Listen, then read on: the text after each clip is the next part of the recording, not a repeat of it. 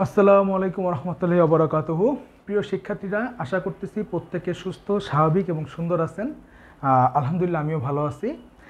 HSC 25 এবং 26 তোমাদের উদ্দেশ্যে আমি গিফট হিসাবে গুণগত রসায়ন, যেটা এইচএসসি 25 যারা আসো তারা অলরেডি পড়ছো, এবং যারা 26 ব্যাচ তোমাদের কলেজের শুরুতেই যে অধ্যায়টা ম্যাক্সিমাম কলেজে যে অধ্যায়টা দিয়ে শুরু করবে, সেই অধ্যায়টা আমি গিফট হিসাবে সম্পূর্ণ 20টা, মোটামুটি 20টা ক্লাসের মতো আমি ইউটিউবে আপলোড করে দিব। প্রতিদিনই মোটামুটি একটা করে ক্লাস আপলোড হইতে থাকবে। তোমরা একটু কাইন্ডলি কষ্ট করে ক্লাসগুলো দেখবেন। গুণগত রসায়ন এই অধ্যায়টা একাডেমিক টু অ্যাডমিশন লেভেলে, একদম অ্যাডভান্স লেভেলে টোটাল 20টা ক্লাসের মাধ্যমে আমি শেষ করে দিব। তোমাদের ইউটিউবে প্লেলিস্ট করা থাকবে। তোমরা এই অধ্যায়টা, এই 20টা ক্লাস করলে আমার মনে হয় বা আশা করতেছি তোমাদের আর কোনো সমস্যা থাকবে না। তো তোমাদের গিফট হিসাবে আমি অধ্যায়টা দিতেছি, একটা ফুল প্লেলিস্ট করে টোটাল অধ্যায়টা কমপ্লিট করে দিব। তো তার ধারাবাহিকতায় আজকে হলো আমাদের গুণগত রসায়নের প্রথম লেকচার। এই লেকচার দিয়ে আমি আমার এই অধ্যায়ের ক্লাসটা শুরু করতেছি, এবং কন্টিনিউয়াসলি প্রতিনিয়তই তোমরা একটু ইউটিউবে চোখ রাখবেন, আপডেট যাইতে থাকবে। তো আমরা শুরু করি। রসায়ন তোমরা জানো অলরেডি, যারা 25 ব্যাচ তোমাদের 2টা পেপার, আর যারা 26 ব্যাচ তোমাদের অলরেডি জানবা যে তোমাদের কেমিস্ট্রির 2টা পেপার আছে, এটা প্রথম পত্র, এটা দ্বিতীয় পত্র। তো প্রথম পত্রের দ্বিতীয় অধ্যায় গুণগত রসায়ন, এই অধ্যায়টাই দিয়ে তোমাদের মেইনলি কলেজের যাত্রা শুরু হবে। এবং 25 ব্যাচ যারা তোমরা অলরেডি অধ্যায়টা পড়ছো, তো এই অধ্যায়টার আমরা টোটালি একদম একটা টপিকও বাদ দেবো না, ফুল ডিটেলসে একদম অ্যাডভান্স লেভেলে, একাডেমিক টু অ্যাডমিশন লেভেলে আমরা 20টা লেকচারের মাধ্যমে শেষ করব। যেই লেকচারগুলো করার পরে তোমার আশা করি এই অধ্যায় থেকে কোনো সমস্যা সলভ করতে সমস্যা হবে না। তো প্রথমে আমাদের যে টপিকটা আসতেছে, আমরা পরমাণু সম্পর্কে ক্লাস 9-10 থেকেই পড়তেছি, আমরা আগেও পড়ছি। পরমাণু কি আমরা জানি, পদার্থকে দুই ভাগে ভাগ করা যায়, একটা হলো মৌলিক পদার্থ আর একটা কি পদার্থ স্যার? যৌগিক পদার্থ। আমরা জানি পদার্থ কয় রকম? 2 রকম, একটা হলো মৌলিক এবং আরেকটা কি স্যার? যৌগিক। মৌলিক কি? মৌলিক হলো যাকে ভাঙলে ওই পরমাণু ছাড়া অন্য কোনো পরমাণু পাওয়া যায় না। যেমন ধরেন একটা অক্সিজেন অণু, এর ভাঙতে থাকলেন, একে ভাঙতে থাকলে আপনি বারবার অক্সিজেনই পাবেন। নাইট্রোজেন অণু, এটাকে ভাঙতে থাকলে আপনি বারবার নাইট্রোজেন পরমাণুই পাবেন। তো মৌলিক পদার্থ কারা? যাদেরকে ভাঙলে শুধুমাত্র ওই পদার্থটাই পাওয়া যায়। আর যৌগিক পদার্থ কারা? যেমন ধরেন আপনি কার্বন ডাইঅক্সাইড। কার্বন ডাইঅক্সাইড যদি আপনি ভাঙতে থাকেন, এখানে কার্বন পরমাণুও পাবেন, অক্সিজেন পরমাণুও পাবেন। ধরেন আপনি পানি, একে ভাঙতে থাকলে আপনি হাইড্রোজেনও পাবেন, অক্সিজেনও পাবেন। তো যাদেরকে ভাঙলে 2-এর বেশি একাধিক পদার্থ পাওয়া যায়, একাধিক পরমাণু পাওয়া যায়, তাদেরকে কি বলা হয়? যৌগিক পদার্থ। এগুলো আপনার 9-10-এ পড়ছেন, জাস্ট মনে করে দিলাম। তো পরমাণু জিনিসটা কি? আমরা 9-10-এর সংজ্ঞা পড়ছি। মৌলিক পদার্থের ক্ষুদ্রতম কণাকে কি বলে? পরমাণু বলে। মৌলিক পদার্থের ক্ষুদ্রতম কণাকে কি বলে? পরমাণু বলে। তো যেহেতু কলেজে উঠছি, 9-10 থেকে তো একটু বেশি পড়াই লাগবে। তো মৌলিক পদার্থের ক্ষুদ্রতম কণা যার স্বাধীন অস্তিত্ব নাই। হ্যাঁ, পরমাণু কি? মৌলিক পদার্থের ক্ষুদ্রতম কণা যার কি নাই? স্বাধীন অস্তিত্ব নাই। পরমাণুকে তুমি খালি হাতে ধরতে পারো বা ছোঁয়া বা দেখা যায় না, তাই না? তো যার কি নাই? স্বাধীন অস্তিত্ব নাই, কিন্তু ক্ষুদ্রতম একক হিসাবে রাসায়নিক বিক্রিয়ায় সরাসরি অংশগ্রহণ করে। আমাদের যে কেমিক্যাল রিয়েকশনগুলো হয়, রাসায়নিক বিক্রিয়াগুলো হয়, যেমন ধরেন আমরা এই হেবারবস পদ্ধতিতে অ্যামোনিয়া উৎপাদন পড়ছি। N2+3H2 কি করে? 2NH3, তাই না? জি। তো দেখেন তো এই বিক্রিয়ায় ক্ষুদ্রতম একক হিসাবে কে? যে পরমাণুগুলো অংশগ্রহণ করছে না? হ্যাঁ, পরমাণু আছে না? জি। তাইলে মৌলিক পদার্থের ক্ষুদ্রতম কণা যার কি নাই? স্বাধীন অস্তিত্ব নাই, কিন্তু রাসায়নিক বিক্রিয়ায় যে ক্ষুদ্রতম একক হিসাবে অংশগ্রহণ করে, তাদেরকে কি বলা হয়? তাদেরকে পরমাণু বলা হয়। পরমাণু কয় প্রকার? পরমাণুর মূল কণিকা হলো 3 প্রকার। পরমাণুর মূল কণিকা কয় প্রকার? 3 প্রকার। তো এটা অনেকের মনে চলে আসতে পারে, পরমাণুর মূল কণিকা 3 প্রকার, ইলেকট্রন, প্রোটন, নিউট্রন। না স্যার, পরমাণুর মূল কণিকা 3 প্রকার: স্থায়ী মূল কণিকা, অস্থায়ী মূল কণিকা, কম্পোজিট বা ভারী কণিকা। তাহলে পরমাণুর মূল কণিকা কয় প্রকার স্যার? পরমাণুর মূল কণিকা স্যার 3 প্রকার। কি কি? পরমাণুর মূল কণিকা 3 প্রকার হলো স্থায়ী মূল কণিকা, অস্থায়ী মূল কণিকা এবং কম্পোজিট বা ভারী কণিকা।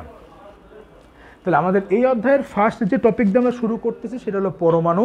তারপরে আমি বললাম পরমাণু সংজ্ঞাটা 9, 10 যা পড়ছো তার থেকে একটু ইলাবোরেট করে বললাম যে পরমাণু কাকে বলে, মৌলিক পদার্থের ক্ষুদ্রতম কণা যার কি নাই কোনো স্বাধীন অস্তিত্ব নাই, কিন্তু ক্ষুদ্রতম একক হিসাবে যে রাসায়নিক বিক্রিয়াগুলোতে পরমাণুগুলোই অংশগ্রহণ করতেছে, তো ক্ষুদ্রতম একক হিসাবে রাসায়নিক বিক্রিয়া সরাসরি অংশগ্রহণ করে তাদেরকে কি বলে স্যার, পরমাণু বলে। তারপরে আমি বললাম পরমাণুর মূল কণিকা কয় প্রকার স্যার, 3 প্রকার। কি কি? স্থায়ী মূল কণিকা, অস্থায়ী মূল কণিকা, কম্পোজিট বা ভারী কণিকা। এবার এই 3 প্রকার কণিকা নিয়ে আমরা একটু কথা বলবো। তাহলে আমরা দেখলাম পরমাণু মূল কণিকা 3 প্রকার। একটা হলো স্থায়ী মূল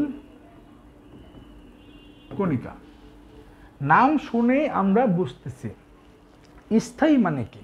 স্থায়ী মানে হলো পার্মানেন্ট, ফিক্সড। যেই কণাগুলা, যেই কণিকাগুলা প্রত্যেকটা মৌল বা পরমাণুর মধ্যে অবশ্যই থাকবে, যেই কণিকাগুলা বা কণাগুলা প্রত্যেকটা পরমাণু বা মৌলের মধ্যে অবশ্যই থাকবে তাদেরকে কি বলে স্যার, স্থায়ী মূল কণিকা। এই স্থায়ী মূল কণিকা আবার 3টা। এই স্থায়ী মূল কণিকা কয়টা আবার, স্থায়ী মূল কণিকা স্যার 3টি। কি কি স্থায়ী মূল কণিকা 3টি হলো স্যার, ইলেকট্রন, প্রোটন, নিউট্রন। তার মানে বোঝা গেল প্রত্যেকটা পরমাণু বা মৌলের মধ্যে ইলেকট্রন, প্রোটন এবং নিউট্রন থাকবেই, এই কারণে এদেরকে স্থায়ী মূল কণিকা বলা হয়। বিষয়টা হলো একটা ব্যতিক্রম আছে যেটা অ্যাডমিশনে এমসিকিউতে আসে। ব্যতিক্রমটা কি? ব্যতিক্রমটা হইল হাইড্রোজেন। কে স্যার? হাইড্রোজেন। কেন? কারণ হাইড্রোজেনে ইলেকট্রন এবং প্রোটন থাকলেও কোনো নিউট্রন নাই। তাহলে কি বললাম, স্থায়ী মূল কণিকা কাকে বলে, যেই কণাগুলা প্রত্যেকটা মৌল বা পরমাণুর মধ্যে অবশ্যই থাকবে তারা হলো স্থায়ী মূল কণিকা। তার মানে ইলেকট্রন, প্রোটন এবং নিউট্রন এরা প্রত্যেকটা মৌল বা পরমাণুর মধ্যে অবশ্যই থাকবে। বাট একটা ব্যতিক্রম আছে, সেটা হলো হাইড্রোজেন পরমাণু। কেন? হাইড্রোজেনে ইলেকট্রন এবং প্রোটন থাকলেও কি নাই, নিউট্রন নাই। 2 নম্বর যেটা আসে অস্থায়ী মূল কণিকা। 2 নম্বর কি আসে স্যার? 2 নম্বরটা আসে হলো অস্থায়ী মূল কণিকা।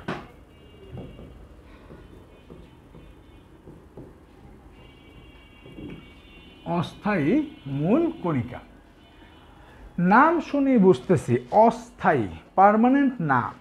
যেই কণাগুলা পরমাণু বা মৌলের মধ্যে কিছু সময়ের জন্য থাকে, হ্যাঁ, পার্মানেন্টলি থাকে না, থাকতেও পারে নাও থাকতে পারে, অস্থায়ী সময়ের জন্য থাকে, তারাই হলো অস্থায়ী মূল কণিকা।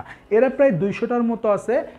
200টা তো মুখস্থ করা সম্ভব না, আমি কিছু নাম বলতেছি, একটু জাস্ট দেখবেন, কিছু মুখস্থ করা লাগবে না এত।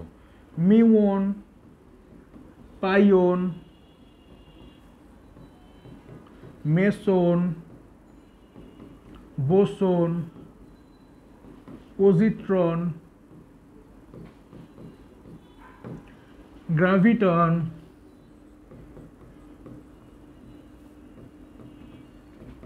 নিউট্রিনো, এন্টি নিউট্রিনো,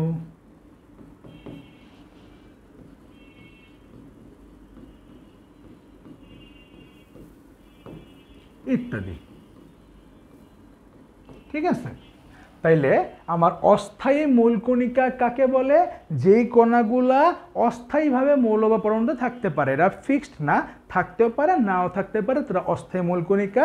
এরা হলো প্রায় 200টার মতো আছে। Muon, meson, boson, pion, neutrino, anti neutrino, positron, অসংখ্য আছে, আমরা একটু চোখ বোলাবো। দেন ফাইনালি 3 নাম্বারটা কি স্যার? 3 নাম্বারটা হইল স্থায়ী গেল, অস্থায়ী গেল, ফাইনালি কি, কম্পোজিট বা ভারী কণিকা। কম্পোজিট বা ভারী কণিকা।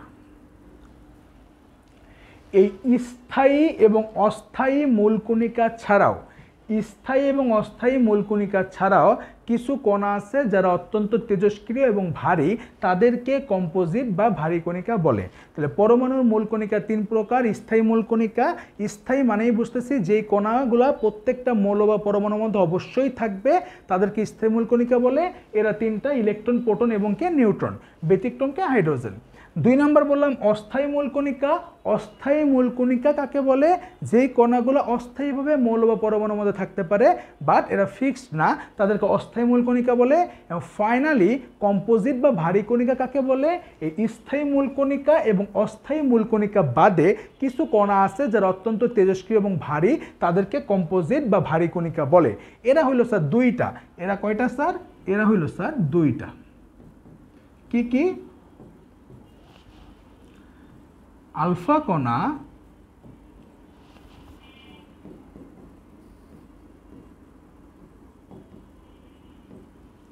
এবং ডিউটেরন কণা। আলফা কণা এবং কি কণা?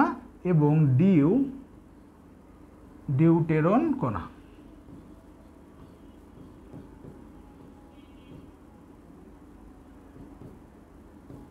ঠিক আছে? আচ্ছা, তাহলে কম্পোজিট বা ভারী কণিকা কয়টা স্যার? কম্পোজিট বা ভারী কণিকা স্যার 2টা।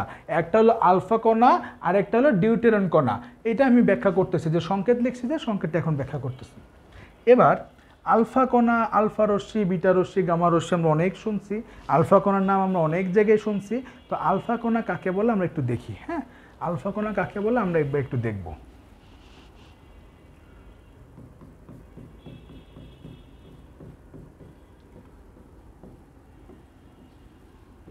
হিলিয়াম পরমাণু থেকে 2টি ইলেকট্রন অপসারণ করলে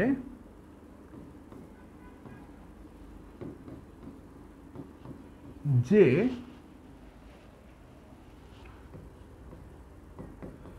দ্বিধনাত্মক হিলিয়াম নিউক্লিয়াস পাওয়া যায়, তাকেই আলফা কণা বলে। তাহলে আলফা কণা কাকে বলে? আমরা জানি হাইড্রোজেনের পরে কে? হিলিয়াম। হিলিয়ামের পারমাণবিক সংখ্যা কত স্যার? 2। ভর সংখ্যা কত? 4। আচ্ছা, হিলিয়ামের পারমাণবিক সংখ্যা যেহেতু 2, তার মানে হিলিয়ামের কাছে কয়টা ইলেকট্রন আছে? 2টা। আমি যদি ওর কাছ থেকে 2টা ইলেকট্রনই বের করে নেই, তাহলে কি হবে? হিলিয়াম 2+। কি হবে? হবে হলো হিলিয়াম 2+।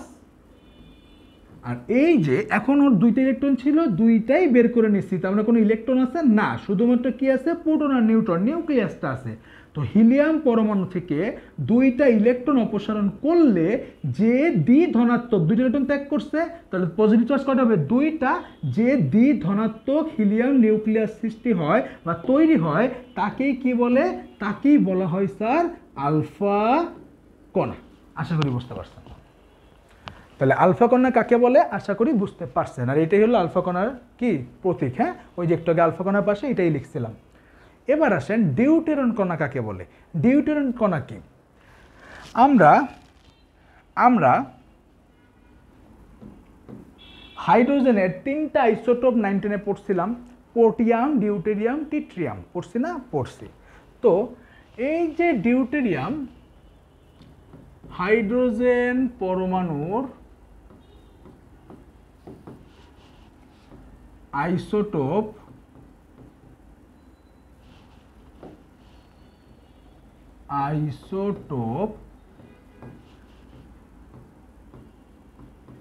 ডিউটেরিয়ামের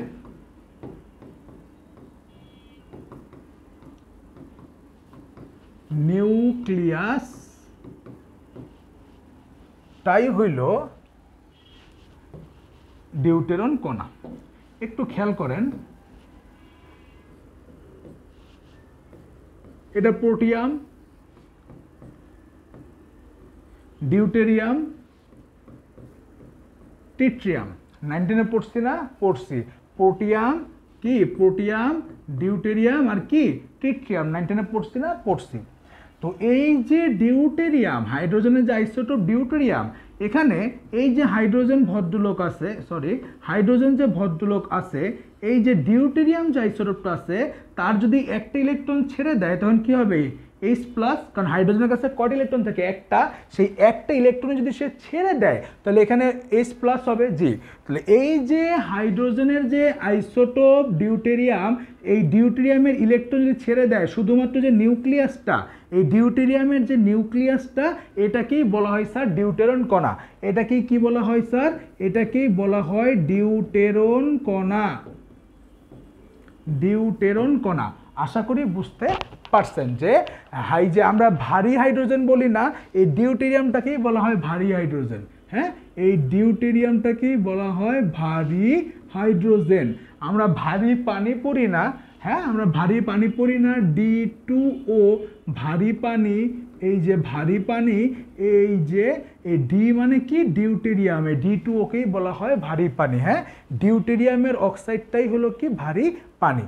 তো আশা করি বুঝতে পারছেন যে ডিউটেরিয়াম কণা জিনিসটা কি। স্যার এমনি বেসিক সহ ডিপলি পড়তে হবে। আপনি যদি মূল বই থেকে বা কোথাও থেকে মুখস্থ পড়েন যে কম্পোজিট কণা 2 প্রকার, আলফা কণা, নিউট্রন কণা, আলফা কণা, নিউট্রন কণা, শেষ। আর আলফা কণা জিনিসটা কি?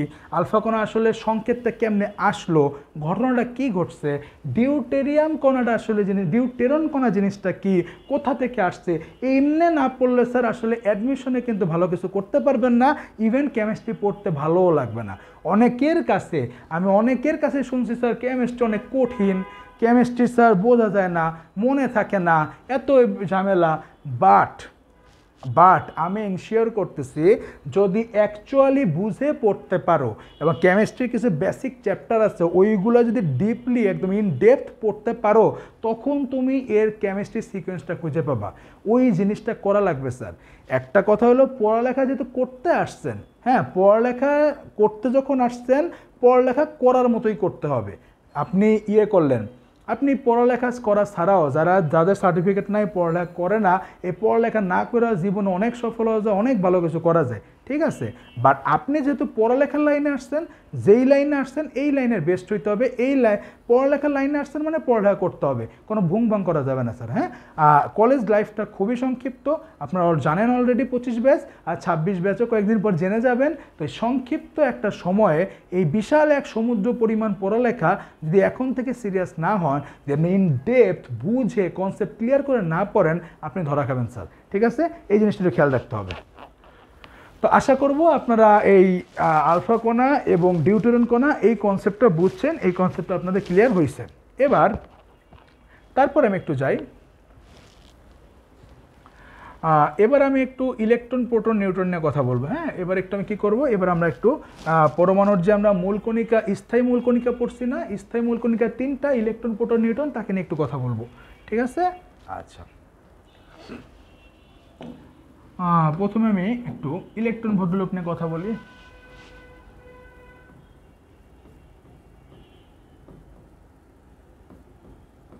ইলেকট্রন ভদ্রলোক, এটা হলো ইলেকট্রনের প্রতীক। আচ্ছা, ইলেকট্রন আবিষ্কার করছে কে? ইলেকট্রন আবিষ্কার করছে 1897 সালে। 1897 সালে স্যার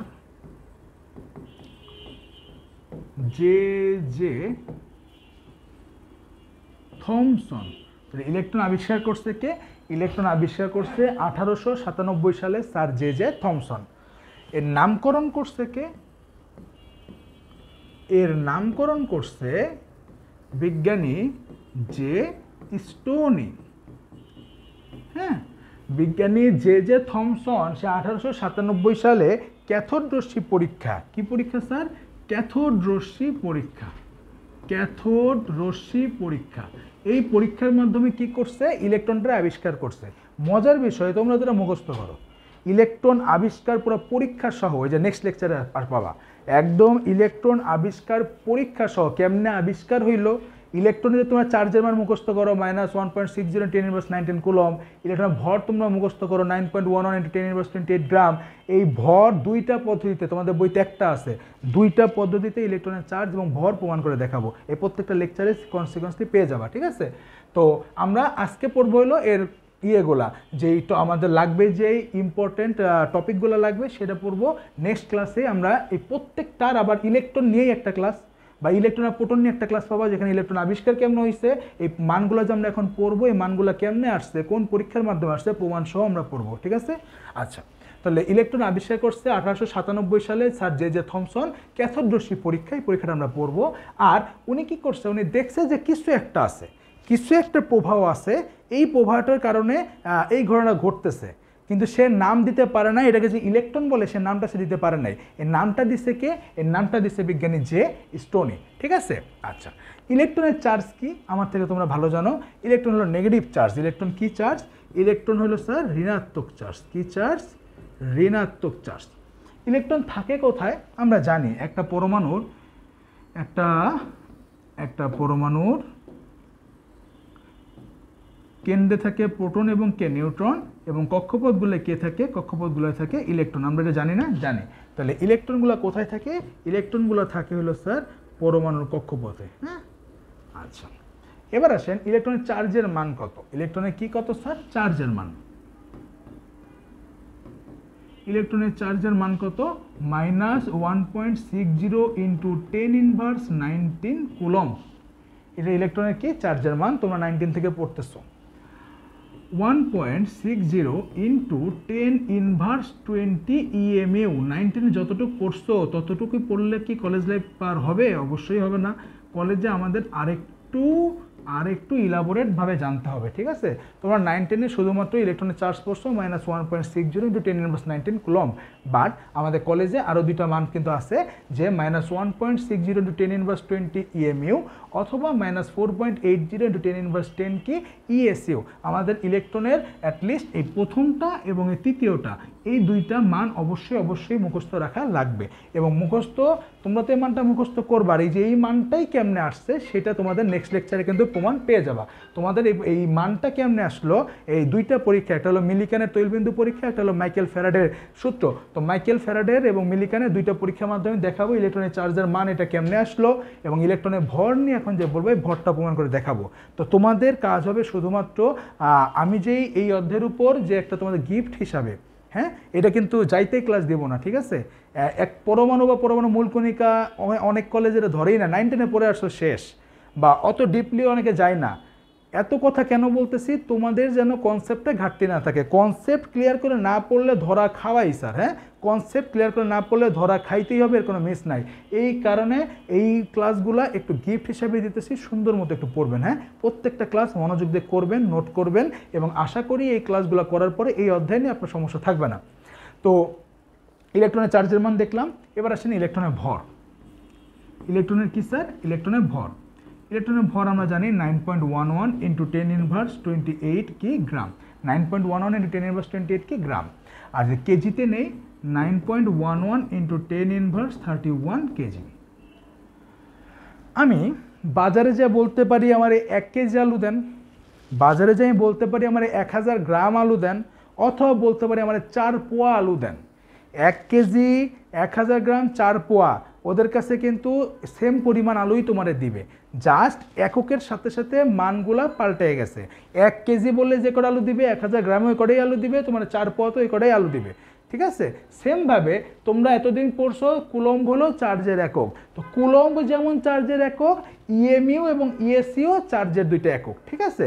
তো কুলম্বটা হলো চার্জের এসআই একক। কুলম্বটা চার্জের কি একক স্যার? কুলম্বটা চার্জের এসআই একক, এবং এই যে ইএসইউ এইটা হলো চার্জের সিজিএস একক। কি একক স্যার? সিজিএস একক। যেমন গ্রাম কি ভরের সিজিএস একক, আর কেজিটা কি স্যার? এসআই একক।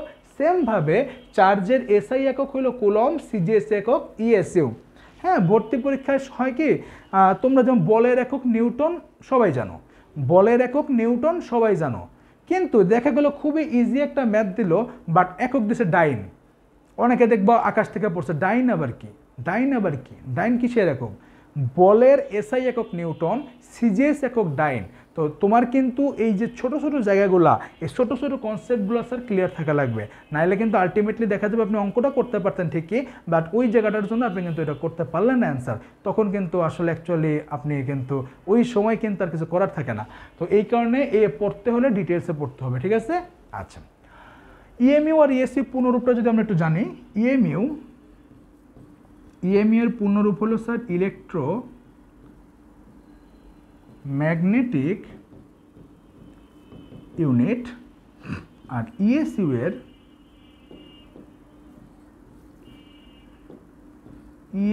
এর পূর্ণরূপ হলো স্যার ইলেকট্রো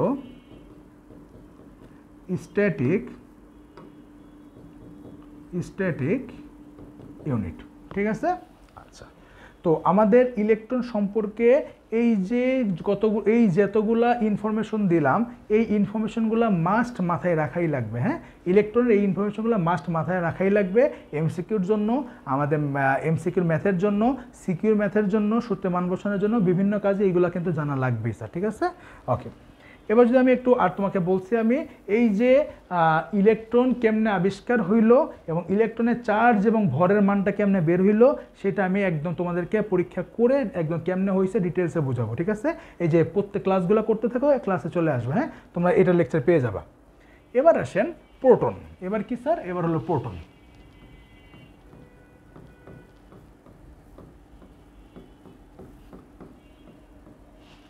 আচ্ছা, প্রোটন আবিষ্কার করছে কে? প্রোটন আবিষ্কার করছে 1919 সালে বিজ্ঞানী আর্নেস্ট রাদারফোর্ড। বিজ্ঞানীকে আর্নেস্ট রাদারফোর্ড। উনি 1911 সালে একটা মডেল দাঁড় করাইল। উনি 1911 সালে কি করছে? একটা আলফা কণা বিচ্ছুরণ পরীক্ষা করছে। এরপর ওইখান থেকে সে কয়েক বছর গবেষণা করে 1919 সালে কোনো জায়গায় আবার বইতে দেখবো, একটু হায়ার লেভেলের বইতে 1920 সালও লেখা আছে, তো তোমাদের বইতে 1919 লেখা, আমরা 19-এ পড়বো। তো 1919 সালে বিজ্ঞানী রাদারফোর্ড কি করছে? প্রোটন আবিষ্কার করছে, ঠিক আছে? আচ্ছা, আমরা জানি প্রোটন কোথায় থাকে, আমরা জানি প্রোটন এবং নিউট্রন দুজন কোথায় থাকে স্যার? নিউক্লিয়াসে থাকে। তাহলে প্রোটনের অবস্থানটা কোথায় স্যার? প্রোটনের অবস্থানটা স্যার নিউক্লিয়াসে। প্রোটনের অবস্থানটা কোথায়? নিউক্লিয়াসে বা কেন্দ্রে থাকে।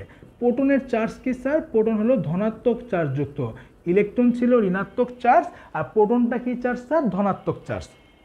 প্রোটনের চার্জের মান কত স্যার? প্রোটনের চার্জের মান, ইলেকট্রন এবং প্রোটনের চার্জ কি? চার্জ সেম, জাস্ট কি এখানে এই যে চিহ্নটা পাল্টাবে, ইলেকট্রনের ক্ষেত্রে মাইনাস আর প্রোটনের ক্ষেত্রে কি প্লাস, বাট বাকি জিনিস আছে, বাকি মানটা কি সেম, তোমরা জানো।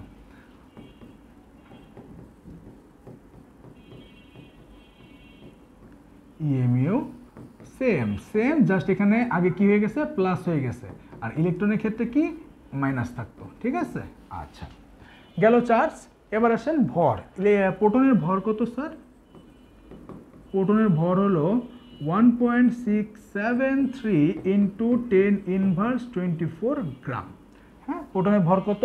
1.673 ইন্টু 10⁻²4 কি স্যার? গ্রাম। এবং যদি কেজিতে নেই, 1.673 ইন্টু 10⁻27 কেজি। ওকে, আশা করি বুঝতে পারছেন, ঠিক আছে? ওকে, ডান। এবার আমি যদি নিউট্রন নিয়ে একটু কথা বলি, কি নিয়ে স্যার? নিউট্রন নিয়ে কথা বলি।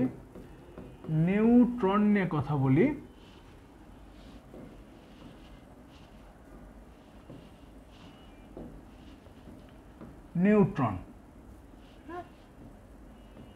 আচ্ছা, নিউট্রন নিয়ে যদি আমি একটু কথা বলি, নিউট্রন কি স্যার? নিউট্রন আবিষ্কার করছে 1932 সালে জেমস চ্যাডউইক। নিউট্রন কি আবিষ্কার করছে স্যার? নিউট্রন আবিষ্কার করছে 1932 সালে জেমস চ্যাডউইক, ঠিক আছে? ডান। এবার আসেন নিউট্রনের কোথায় থাকে, অবস্থানটা কোথায়? আমরা জানি নিউট্রন এবং প্রোটন কোথায় থাকে? কেন্দ্রে বা নিউক্লিয়াসে। তাহলে নিউট্রন কোথায় থাকে? নিউট্রন থাকে নিউক্লিয়াসে বা কেন্দ্রে। হ্যাঁ, আচ্ছা। নিউটনের চার্জ কি? আমরা জানি নিউট্রন হলো চার্জ নিরপেক্ষ। নিউট্রন কি স্যার? নিউট্রন হলো চার্জ নিরপেক্ষ। নিউট্রন চার্জ নিরপেক্ষ। ওকে, ডান। নিউট্রনের যেহেতু চার্জ নিরপেক্ষ, চার্জের মান কত? চার্জের মান 0। এর চার্জের মান কত স্যার? এর চার্জের মান হলো 0। এবং এর ভর কত স্যার? এর ভর হলো 1.675 × 10⁻²4 গ্রাম। হ্যাঁ, তোমাদের এই যে আমি যে ইনফরমেশনগুলো লিখে দিতেছি এগুলো মাস্ট এমসিকিউর জন্য, ম্যাথের জন্য লাগবেই। হ্যাঁ, একটু দেখেন, আশা করব আপনারা এই প্রত্যেকটা কনসেপ্ট ক্লিয়ারলি বুঝছেন। হ্যাঁ, প্রত্যেকটা কনসেপ্ট ক্লিয়ারলি বুঝছেন আশা করব।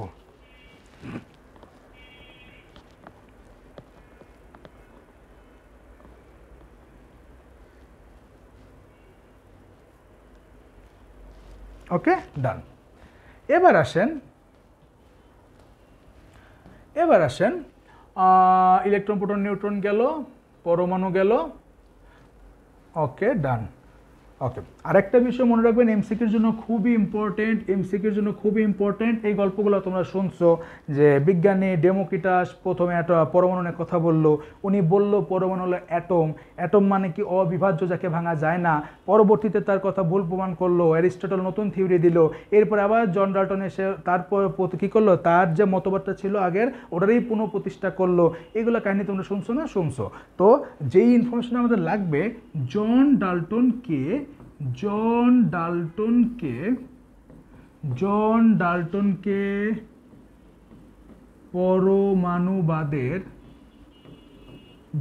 ডাল্টনকে পরমাণুবাদের জনক বলা হয়। জন ডাল্টনকে পরমাণুবাদের কি বলা হয় স্যার? জনক বলা হয়। ঠিক আছে, এই যে ইনফরমেশনটা এটা আমাদের লাগবে। ওকে, এই ইনফরমেশনটা লাগবে। এতক্ষণ তোমাদেরকে আমি যে কথাটা বললাম, দেখো সুন্দর করে একটা ছকের মধ্যে আমি তোমাদেরকে দিয়ে দিছি। হ্যাঁ, এতক্ষণ তোমাদেরকে আমি যে ইনফরমেশনগুলো দিলাম, যেগুলো ব্যাখ্যা করলাম, তোমাদের এখানে একটা ছকের মধ্যে দেওয়া আছে। তোমরা চাইলেই ছকটা জাস্ট মনে রাখলে বা কখনো একবার চোখ বুলাইলেই তোমার কিন্তু রিভিশনটা হয়ে যাবে। হ্যাঁ, এই ছকটা একটু মনোযোগ দিয়ে দেখবেন। ঠিক আছে, এই ছকটা একটু মনোযোগ দিয়ে দেখবেন। আশা করি সবাই একটু বুঝতে পারছেন।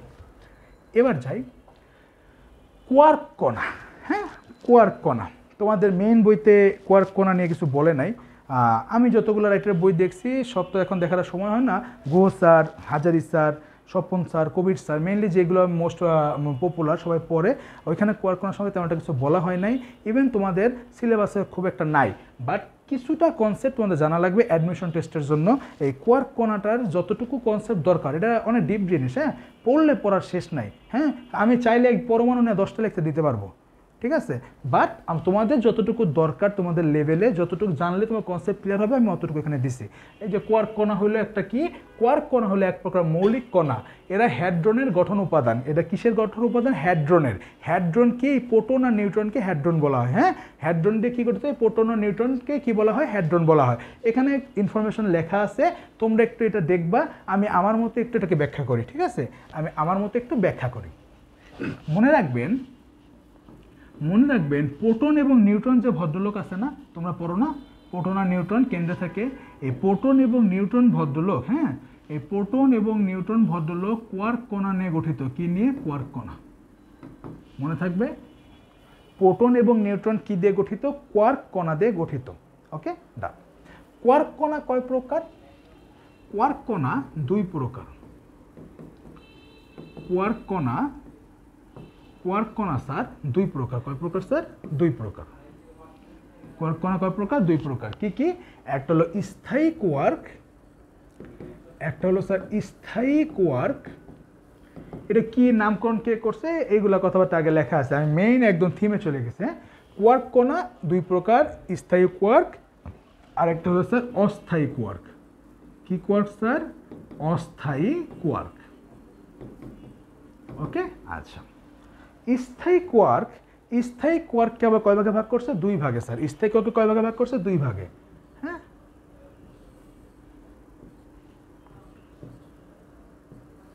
এই দেখেন, এই যে আমি যেগুলো বলছি এখানে লেখা আছে, এই দেখেন কোয়ার্কের 6টি ফ্লেভার আছে। হ্যাঁ, up, down, charm, strange, top, bottom. তো আমি এখানে 6টা ফ্লেভারকে কি করছি, এই যে টোটাল আবার এই যে কোয়ার্ক কণা এরকে কি করছি? দুই ভাগে ভাগ করছি। দুই ভাগের মধ্যে বাকিগুলো আনছি, আর একটু গোছাই দিছি। হ্যাঁ, তাহলে কোয়ার্ক কণাকে দুই ভাগে ভাগ করা যায়, স্থায়ী কোয়ার্ক এবং কি অস্থায়ী কোয়ার্ক। কি কোয়ার্ক? স্থায়ী কোয়ার্ক এবং অস্থায়ী কোয়ার্ক। এই স্থায়ী কোয়ার্ককে আবার দুই ভাগে ভাগ করছে, একটা হলো আপ কোয়ার্ক আর একটা হলো স্যার ডাউন কোয়ার্ক, একটা আপ কোয়ার্ক আর একটা কি কোয়ার্ক স্যার, ডাউন কোয়ার্ক। হ্যাঁ, তাহলে স্থায়ী কোয়ার্ক আবার কয় প্রকার, দুই প্রকার, একটা হলো আপ কোয়ার্ক আর একটা কি কোয়ার্ক, ডাউন কোয়ার্ক। এই আপ কোয়ার্কের চার্জের মানটা লাগবে +2/3 ইলেকট্রন। হ্যাঁ, ইলেকট্রনের চার্জের 2/3 অংশ, হ্যাঁ 2/3 এইটা। আর ডাউন কোয়ার্কের তোমার চার্জের মানটাও লাগবে -1/3 এই যে। ঠিক আছে, তোমাদের যতটুকু লাগবে আমি যে করে দিচ্ছি, ঠিক আছে, এতটুকু জানলেই তোমাদের কনসেপ্ট ক্লিয়ার হয়ে যাবে। তাহলে প্রোটন এবং নিউট্রন, আমাদের যে নিউক্লিয়াসের মধ্যে প্রোটন এবং নিউট্রন থাকে, এটা কি দিয়ে গঠিত, কোয়ার্ক কণা দিয়ে গঠিত। কোয়ার্ক কণা কয় ভাগে ভাগ করছে, দুই ভাগে, একটা স্থায়ী কোয়ার্ক একটা অস্থায়ী কোয়ার্ক। স্থায়ী কোয়ার্ক আবার কয় প্রকার, দুই প্রকার, আপ কোয়ার্ক এবং কি স্যার, ডাউন কোয়ার্ক। আপ কোয়ার্কের চার্জের মান কত, +2/3 এবং ডাউন কোয়ার্ক কি -1/3। ঠিক আছে, ডান। আর অস্থায়ী কোয়ার্ক কয় প্রকার স্যার, চার প্রকার। কয় প্রকার, চার প্রকার। কি কি, top quark, bottom quark, strange quark এবং চার্ম কোয়ার্ক। Charm quark. তাহলে অস্থায়ী কোয়ার্ক আবার কয় প্রকার, অস্থায়ী কোয়ার্ক চার প্রকার। কি কি, টপ, বটম, স্ট্রেঞ্জ, চার্ম। এই হলো এইটুকু ইনফরমেশন তোমাদের জানা লাগবে। ওকে, ডান। এই কোয়ার্ক কোণার এতটুকু ইনফরমেশন আপনাদের জানা লাগবে। এবার আসেন, তোমরা জানো প্রোটনের চার্জ কত, 1 +1 এবং নিউট্রন চার্জ নিরপেক্ষ, চার্জ কত, 0। দেখেন তো একটু কোয়ার্ক কণাতে, দেখেন প্রমাণ করি, কোয়ার্ক কণাতে একটু বের করি। দেখেন, মনে রাখবেন খুবই ইম্পর্টেন্ট একটা ইনফরমেশন, প্রোটন দুইটি আপ কোয়ার্ক, প্রোটন দুইটি আপ কোয়ার্ক এবং একটি ডাউন কোয়ার্ক নিয়ে গঠিত। ওকে, তাহলে প্রোটন কি স্যার, প্রোটন হলো দুইটা আপ কোয়ার্ক এবং একটি ডাউন কোয়ার্ক নিয়ে গঠিত।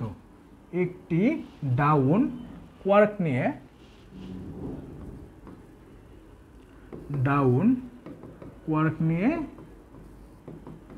গঠিত। তাহলে দাঁড়াইলো প্রোটনে কি থাকে, প্রোটনে থাকে দুইটা আপ কোয়ার্ক, একটা স্যার ডাউন কোয়ার্ক। হ্যাঁ, প্রোটনে দুইটা আপ কোয়ার্ক থাকে, একটা কি থাকে, ডাউন কোয়ার্ক থাকে। তো আমরা জানি আপ কোয়ার্কের মান কত, +2/3e। তো দুইটা আপ কোয়ার্ক, তাহলে 2 বার 2/3e। আর একটা ডাউন কোয়ার্কের মান কত, -1/3e। তো সবার কাছে সিটারে কমন নিলাম। হ্যাঁ, আচ্ছা, তাহলে প্রোটনে দুইটা আপ কোয়ার্ক থাকে, তাহলে দুইবার আপ কোয়ার্কের মান আর একটা ডাউন কোয়ার্কের মান বসাইলাম। এবার আসেন 3, এই যে তোমরা এগুলো আমার থেকে ভালো ম্যাথ পারো, উপরে থাকে 2 + 2 মাইনাস কত, 1। তাহলে 2 2 4 - 1 কত, 3। তাহলে 3/3 কত, +1। 3/3 কত, 3/3 হলো +1। দেখেন দেখেন প্রমাণ হয়েছে, প্রমাণ হয়েছে। নিউট্রন প্রোটনের চার্জে +1, দেখেন +1 চার্জ আসছে, দেখছেন দেখছেন, এই হলো বিষয়। সেমভাবে আমি যদি ডাউন কোয়ার্কের কথা, নিউট্রনের কথা বলি, সেমভাবে আমি যদি একটু নিউট্রনের কথা বলি,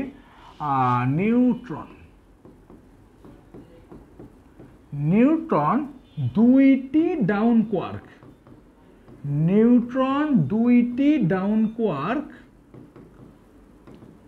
এবং একটি আপ কোয়ার্ক নিয়ে গঠিত। একটি আপ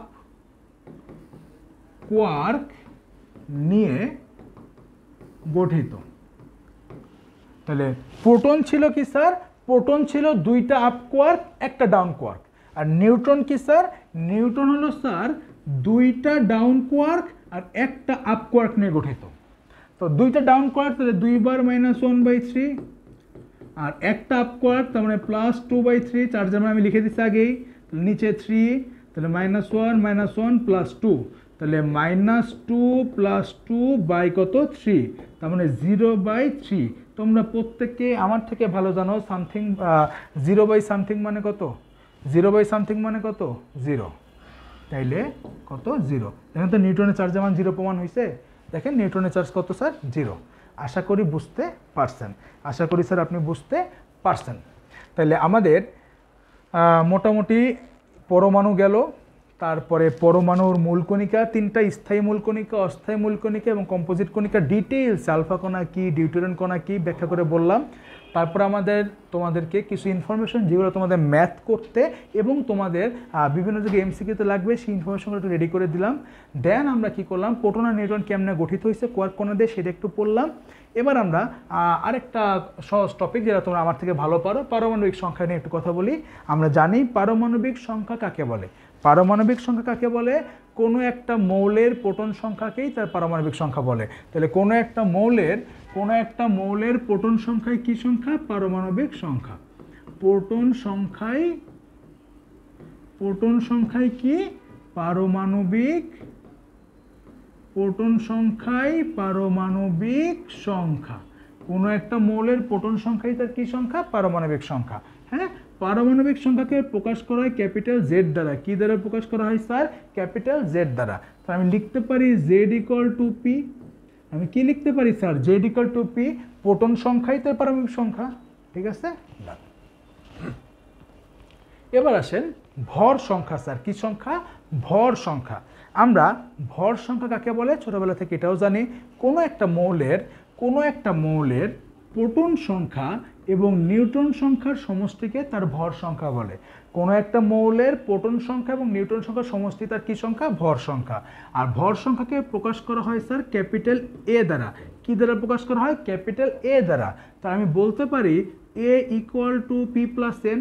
প্রোটন সংখ্যা এবং নিউট্রন সংখ্যার সমষ্টিতে তার ভর সংখ্যা। এটার আরেকটা নাম আছে নিউক্লিয়ন সংখ্যা। এটাকে আরেকটা নাম কি স্যার? নিউক্লিয়ন সংখ্যা।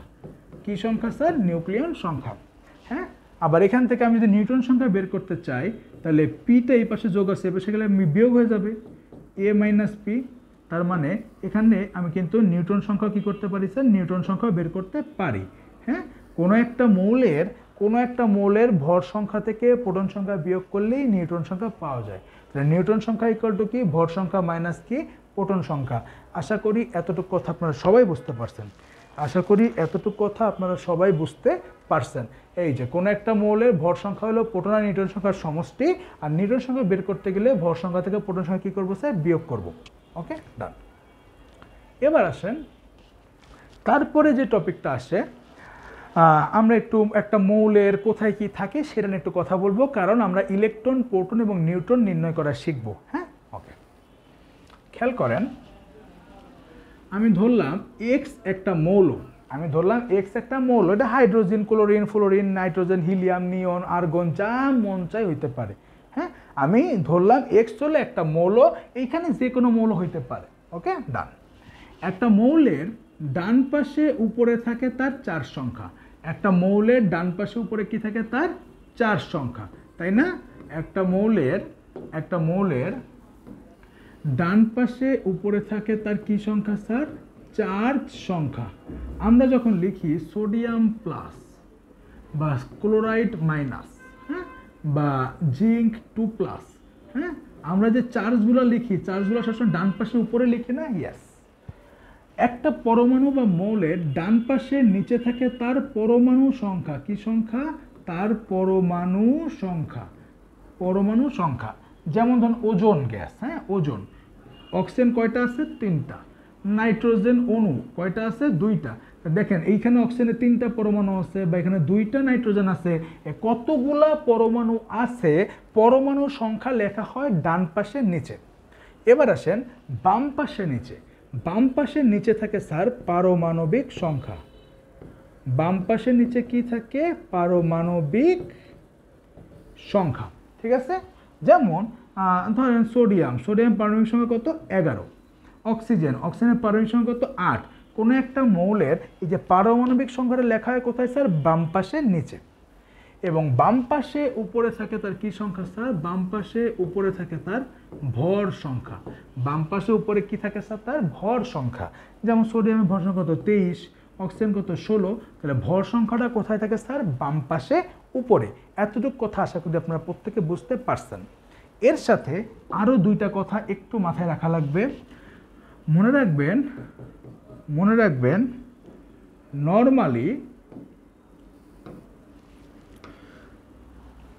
পরমাণুগুলো তোমরা রাদারফোর্ড পরমাণু মডেল 19 পড়ছো, পরমাণুগুলো তড়িৎ নিরপেক্ষ থাকে, ইলেকট্রন এবং প্রোটন সংখ্যা কী থাকে, এদের ইলেকট্রন এবং প্রোটন সংখ্যা সমান থাকে। তাহলে পরমাণুগুলোর মধ্যে নর্মালি ইলেকট্রন এবং প্রোটন সংখ্যা কী থাকে, সমান থাকে। এরপর ইলেকট্রন ত্যাগ করলে বা গ্রহণ করলে তখন সে চার্জিত হয়। বাট ইন জেনারেল ইলেকট্রন এবং প্রোটন সংখ্যা কী থাকে, একটা পরমাণু তড়িৎ নিরপেক্ষ থাকে এবং সেখানে ইলেকট্রন এবং প্রোটন সংখ্যা কী থাকে, সমান থাকে। তাহলে ইলেকট্রন এবং প্রোটন সংখ্যা কি সমান, এই একটা ইনফরমেশন মাথায় রাখতে হবে ম্যাথগুলো পারতে গেলে। আরেকটা ইনফরমেশন মাথায় রাখা লাগবে যে চার্জ যদি পজিটিভ হয়, চার্জ পজিটিভ থাকা মানে ইলেকট্রন কম আছে, আর চার্জ নেগেটিভ থাকা মানে ইলেকট্রন বেশি আছে। হ্যাঁ, চার্জ পজিটিভ থাকা মানে ইলেকট্রন কি আছে, কম আছে, এবং চার্জ নেগেটিভ থাকা মানে ইলেকট্রন কি আছে স্যার, বেশি আছে। এই দুইটা কথা একটু অবশ্যই মাথায় রাখা লাগবে ম্যাথ করতে গেলে। আমরা জানি, আমরা 19 কিন্তু পড়ছি এগুলো। সোডিয়াম ভদ্রলোক যখন একটা ইলেকট্রন ত্যাগ করছিল তখন না সে সোডিয়াম প্লাস হয়েছিল। হ্যাঁ, তার মানে চার্জ প্লাস কখন হইতেছে, চার্জ প্লাস তখনই হইতেছে যখন ইলেকট্রন ত্যাগ করতেছে, মানে কমতেছে। তো চার্জ প্লাস থাকা মানে ইলেকট্রন কম আছে। আবার ধরেন ক্লোরিন ভদ্রলোক কী করলো, ইলেকট্রন গ্রহণ করলে সে কী হলো, ক্লোরাইড। চার্জ মাইনাস থাকা মানে কি, ইলেকট্রন গ্রহণ করলে মাইনাস হইতেছে, কারণ মাইনাস থাকা মানে কিন্তু চার্জ বেশি আছে। ওকে, ডান। এবার আমরা একটু কয়েকটা ম্যাথ প্র্যাকটিস করব। হ্যাঁ, আমরা কয়েকটা ম্যাথ প্র্যাকটিস করব। ধরো আমি বললাম সোডিয়াম +1 23 11, এইটার ইলেকট্রন, প্রোটন এবং নিউট্রন সংখ্যা বের করো। এইটার কি বের করবা, ইলেকট্রন, প্রোটন এবং নিউট্রন সংখ্যা বের করতে বললাম। কেমনে করব, বাম পাশে নিচে কি থাকে স্যার, বাম পাশের নিচে কি থাকে, বাম পাশের নিচে থাকে তার পারমাণবিক সংখ্যা। আর আমরা জানি প্রোটন সংখ্যাই হলো পারমাণবিক সংখ্যা, কোনো একটা মৌলের প্রোটন সংখ্যাই তার পারমাণবিক সংখ্যা। তাহলে পারমাণবিক সংখ্যা 11 মানে এখানে প্রোটন সংখ্যা কত স্যার, 11। আবার আমরা একটু আগেই পড়ে আসছি ইলেকট্রন এবং প্রোটন সংখ্যা কি সমান, তার মানে ইলেকট্রন সংখ্যা 11 হওয়ার কথা, বাট এখানে চার্জ আছে +1।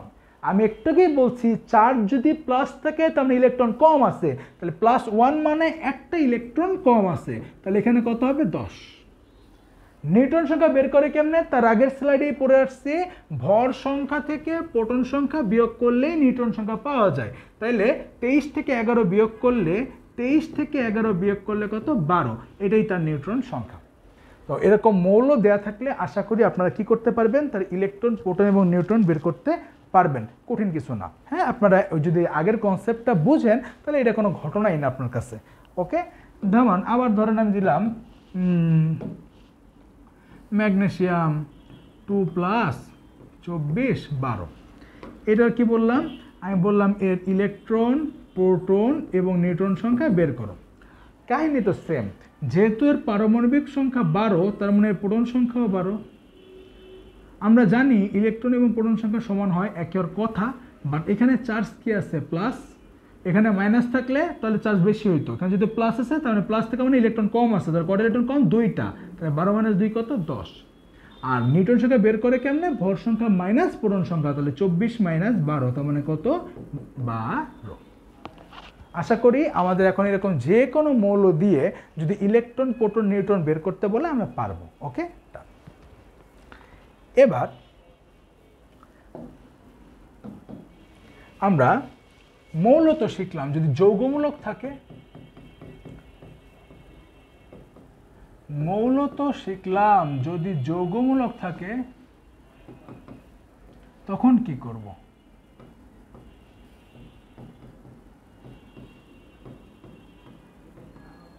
হ্যাঁ, তখন আমরা কি করব, যদি যৌগমূলক থাকে তখন আমরা কি করব। ধরো তোমাকে বললো কি বললো, কার্বনেট মূলকে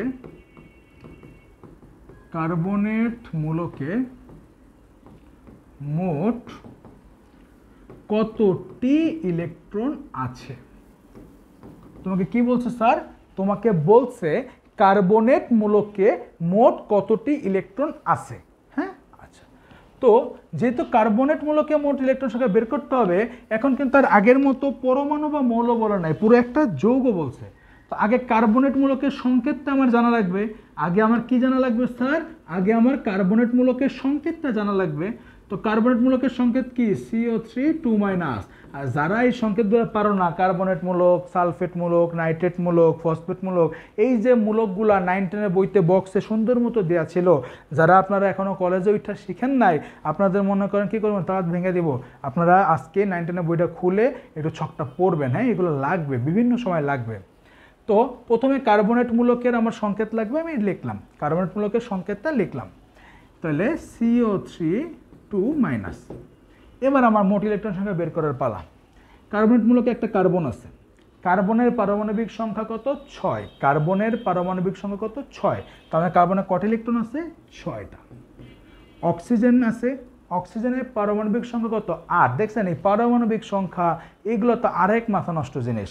হ্যাঁ, মৌলের যে পর্যায়বৃত্ত ধর্ম আর রাসায়নিক বন্ধন, তোমাদের কলেজের 3rd চ্যাপ্টার, যেটা যারা আমার কাছে 25 ব্যাচের কোর্সগুলো করছো, ক্লাসগুলো করছো, তোমাদের তো গুণগত এবং পর্যায়বৃত্ত সবই শেষ করাইছি, তো তোমরা জানো যে কি পড়াইছি, কত ডিপলি একদম ইন ডেপথে পড়াইছি। যেই অংশগুলো পোলাপাইন ভয় পায় বা পড়েই না, বিশেষ করে পর্যায়বৃত্তের যে বেসিক, প্রত্যেকটা গ্রুপ, প্রত্যেকটা সারি, প্রত্যেকটা মৌলর বৈশিষ্ট্য একদম ইন ডিটেলস ব্যাখ্যা করে একদম ওইভাবে তোমাদেরকে তৈরি করছে, যারা আমার কাছে তোমরা পড়ছো প্রাইভেট গ্রুপে, তাই না? তো তোমাদের এই যে পর্যায়বৃত্ত ধর্ম যে আছে না, এই অধ্যায়ের স্যার আরেক ক্র্যাক স্যার।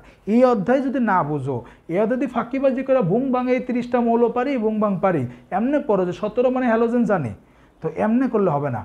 এইটা ডিপলি পড়তে হবে, ফিল করে একদম ডিটেলসে যদি একবার পড়তে পারো, বুঝা পড়ো, কেমিস্ট্রির অনেকাংশ তোমার কাছে পানি হয়ে যাবে। তুমি তখন পড়তে গেলে একটা অন্যরকম ফিল পাবে। হ্যাঁ, ওই অধ্যায় ইনশাল্লাহ ইউটিউবে আস্তে আস্তে আগে গুণগত দিচ্ছি, দেখি আবার কোনো সময় একটা গিফট হিসেবে ওই অধ্যায়টা দিব, ঠিক আছে?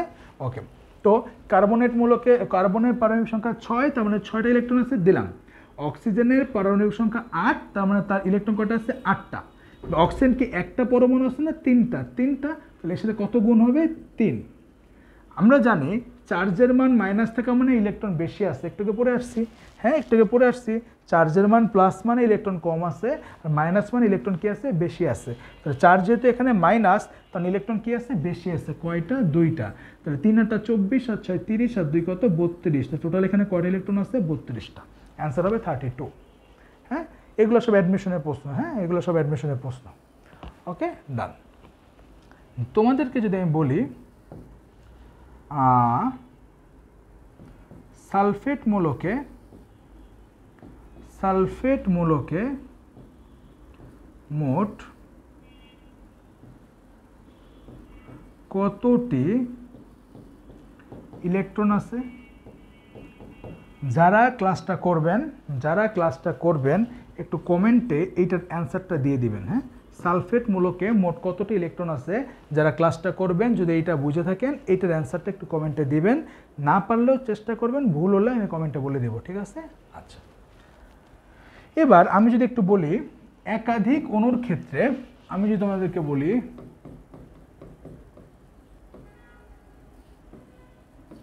একাধিক অণুর ক্ষেত্রে নিউট্রন সংখ্যা নির্ণয় করতে, তখন কেমনে করব? একাধিক অণুর ক্ষেত্রে নিউট্রন সংখ্যা নির্ণয়। এবার আমরা কি শিখবো? আমরা কিন্তু পড়তেছি একটা টপিক, ইলেকট্রন, প্রোটন, নিউট্রন, ওইটা নিয়েই কিন্তু আমরা এত কিছুতে আসতেছি। হ্যাঁ, ওইটা নিয়ে কথা বলতে বলতে এই পর্যন্ত আসলাম। তো আমাদের একাধিক যদি অণু থাকে এবং তার নিউট্রন সংখ্যা বের করতে বলে, তখন আমরা কি করব? যেমন একটু আগে ছিল একটা পরমাণু ছিল, তার নিউট্রন সংখ্যা বের করছি, ভর সংখ্যা মাইনাস প্রোটন সংখ্যা ইজিলি বের করছি। বাট একাধিক অণু থাকলে তখন আমি কি করব? একটা উদাহরণ দেন স্যার। দেই, ধরো আমি বললাম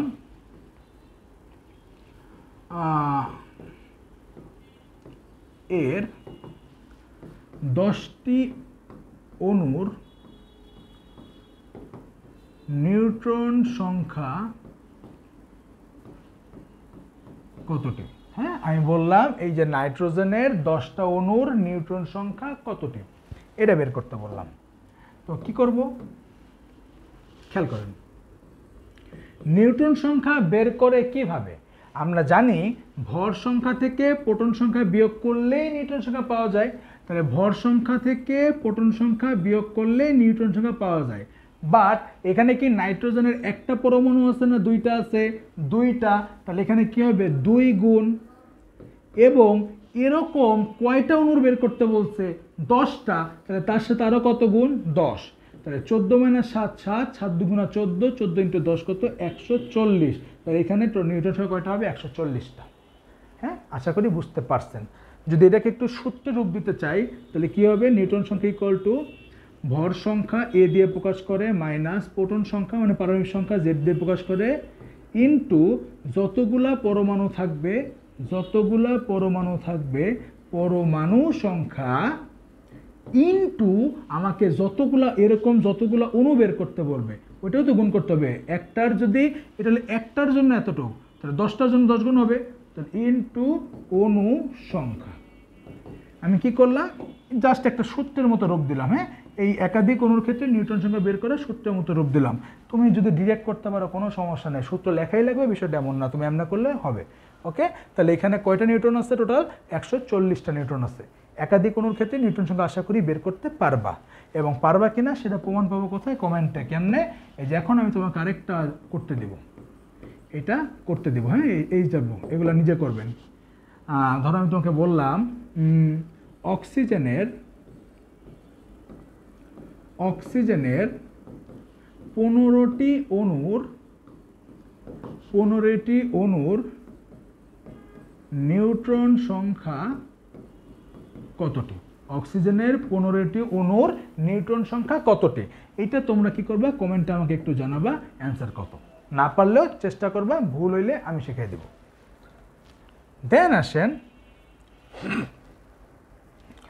আসেন আরেকটা, যদি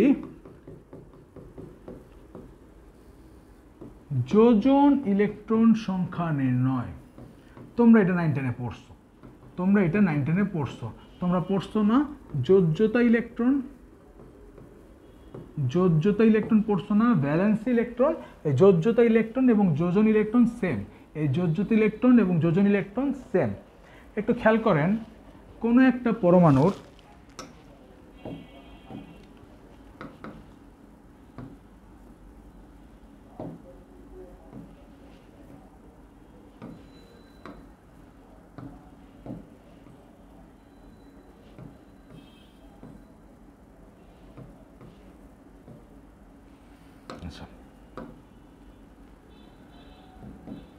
একটু খেয়াল করেন, কোন একটা পরমাণুর সবচেয়ে বাইরের যে শক্তি স্তর এটাকে কি বলা হয়, যোজ্যতা স্তর। কোনো একটা মৌল বা পরমাণুর সবচেয়ে বাইরের যে শক্তি স্তরটা, এই সবচেয়ে বাইরের শক্তি স্তরটাকে কি বলা হয়, বলা হয় যোজ্যতা স্তর। এই যে যোজ্যতা স্তর, এই যে বাইরের যে শক্তি স্তর, এখানে যতগুলা বিজোড় বা অযুগ্ম ইলেকট্রন থাকে, সেটা তার যোজনী। 9 10-এ পড়ছো। তো আমার কাজ এখন যোজনী না, আমার কাজ এখন যোজন ইলেকট্রন বা যোজ্যতা ইলেকট্রন।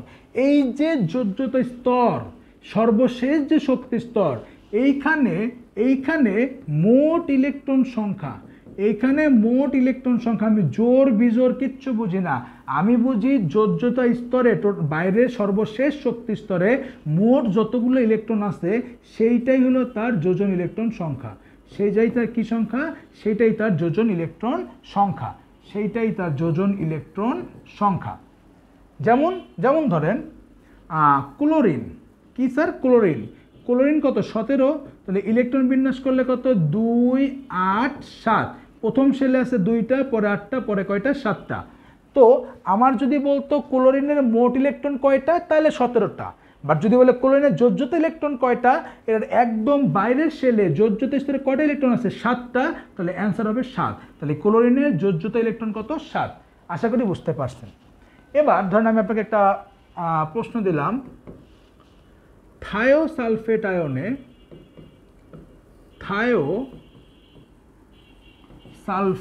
আয়নে মোট যোজন ইলেকট্রন কতটি, থায়োসালফেট আয়নে মোট যোজন ইলেকট্রন কতটি, এটা তোমাকে আমি করতে বললাম। তো এই ম্যাথটা পারার জন্য আগে তোমাকে থায়োসালফেট আয়নের সংকেত জানা লাগবে। সংকেত জানা লাগবে। তো থায়োসালফেট আয়নের সংকেত হলো H2O3 2-, এটাকে বলা হয় কি, থায়োসালফেট আয়ন। এবার এর মোট ইলেকট্রন বলে নাই স্যার, কি ইলেকট্রন বলছে প্রশ্ন খেয়াল করতে হবে, এর যোজন ইলেকট্রন বা যোজ্যতা ইলেকট্রন বের করতে বলছে। তো সালফার, সালফার কত স্যার 16 না, সালফার 16, তার মানে ইলেকট্রন বিন্যাস করলে 2 8 আর কত স্যার 6, প্রথম শেলে 2টা, পরে 8টা এবং লাস্টে 6টা, তাহলে মোট ইলেকট্রন 16টা, বাট এর যোজ্যতা ইলেকট্রন বা যোজন ইলেকট্রন কয়টা, শেষে কয়টা লিখছি ইলেকট্রন 6টা, তাহলে যোজন ইলেকট্রন 6।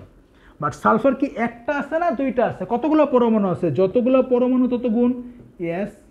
যোগ অক্সিজেন, অক্সিজেন কত পারমাণবিক সংখ্যা স্যার 8 না, অক্সিজেনের পারমাণবিক সংখ্যা স্যার 8, তার মানে ইলেকট্রন বিন্যাস করলে প্রথমে 2টা পরে কয়টা স্যার 6টা না, ইয়েস। তাইলে এর সর্বশেষ শেলে যোজ্যতা স্তরে কয়টা ইলেকট্রন আছে 6টা, তার মানে যোজন ইলেকট্রন 6, তাহলে 6। অক্সিজেন কয়টা পরমাণু আছে স্যার 3টা, তাহলে যতগুলো পরমাণু তত গুণ। সরি, এবার আসেন চার্জ কি আছে মাইনাস, চার্জের মান মাইনাস থেকে মানে ইলেকট্রন কি আছে বেশি আছে, তাহলে কয়টা 2টা, তাহলে 2টা ইলেকট্রন বেশি আছে। তাহলে 6 দুগুণা 12, 3 6 18 যোগ 2, তাহলে 10 2 20, 30 আর 2 32। তাহলে এই থায়োসালফেট আয়নে মোট যোজন ইলেকট্রন কয়টা, 32টা। থায়োসালফেট আয়নে মোট যোজন ইলেকট্রন কয়টা স্যার, 32টা। আশা করি যোজন ইলেকট্রন নির্ণয়টা বুঝতে পারছেন। এই ছিল মোটামুটি পরমাণু এবং পরমাণুর মূল কণিকার সম্পর্কে যে ইনফরমেশনগুলো আমাদের লাগে আজকের গুণগত রসায়নের প্রথম ক্লাস। ঠিক এইভাবে ধারাবাহিকতায় পরের ক্লাসে ইলেকট্রন প্রোটন আবিষ্কার এবং তাদের চার্জ এবং ভর কেমন আসলে প্রমাণ করলাম, তারপরে ক্লাসকে তারপরের টপিক, এভাবে করতে করতে তোমাদেরকে আমি একদম ইন ডিটেলস এই অধ্যায়টা সে 20টা লাগুক, 25টা লাগুক আর 15টা লাগুক, হ্যাঁ 20টাই নিব এমন কোনো কথা না, যতগুলো লেকচার লাগে আমি আস্তে আস্তে করে কন্টিনিউয়াসলি এরকম ভিডিও আপলোড করতে থাকবো। সময় পেলেই তোমাদের জন্য এগুলো রেডি করে ফেলবো। তোমাদের জন্য এটা আমাদের 25 এবং 26 ব্যাচের জন্য আমার তো পক্ষ থেকে গিফট হিসেবে থাকবে, একদম একাডেমিক টু অ্যাডভান্স লেভেলে তোমাদেরকে এই অধ্যায়টা আমি একদম শেষ করে দেবো সুন্দর মতো, ঠিক আছে? তো সবাই ভালো থাকো, সুস্থ থাকবা, আমার জন্য দোয়া করবা ইনশাল্লাহ। ধন্যবাদ সবাইকে, দেখা হবে পরবর্তী লেকচারে। সবাইকে আসসালামু আলাইকুম রহমতুল্লাহি ওয়া বারাকাতুহু।